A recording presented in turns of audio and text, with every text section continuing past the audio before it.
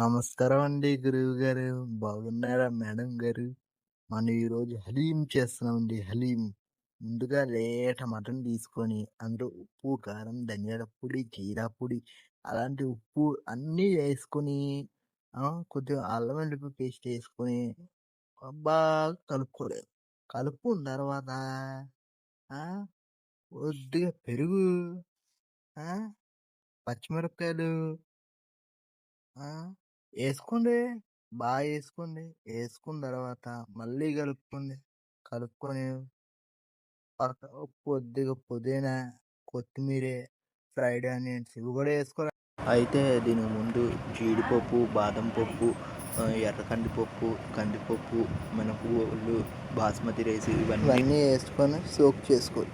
Soak చేసుకున్న తర్వాత కుక్కర్‌లోని whole garam మసాలాలేసుకొని, దానికి ముందు ఆయిల్ ఏసుకొని లేత మటను పెట్టుకున్నాం గదా! అదేసుకోవాలి. దానికన్నా ముందు ఈ ఉల్లిపాయలు కనపడుతున్నాయా? ఉల్లిపాయలేసుకోండి.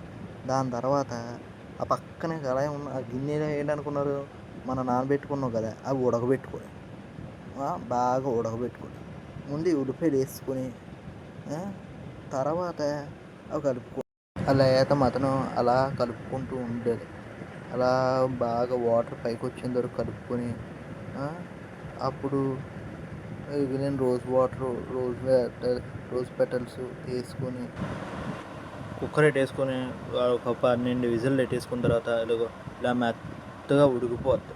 ఇలా మెత్తగా ఉడికిపోయిన తర్వాత ఆ బోన్స్ అన్నీ పక్కన స్మాష్ చేసుకొని, ఆ బోన్స్‌తో కలిపి స్మాష్ చేసుకొని, బా ముందుగా ఉడకబెట్టుకున్న పప్పులు అవన్నీ ఉన్నాయి కదా! వాటిని కూడా మిక్సీ కొట్టేసుకొని ఇందులో కలిపేసుకొని అలా రుబ్బా ఒక 40 నుంచి ఒక 1 అవర్, 1 ½ అవర్ కలిపామండి.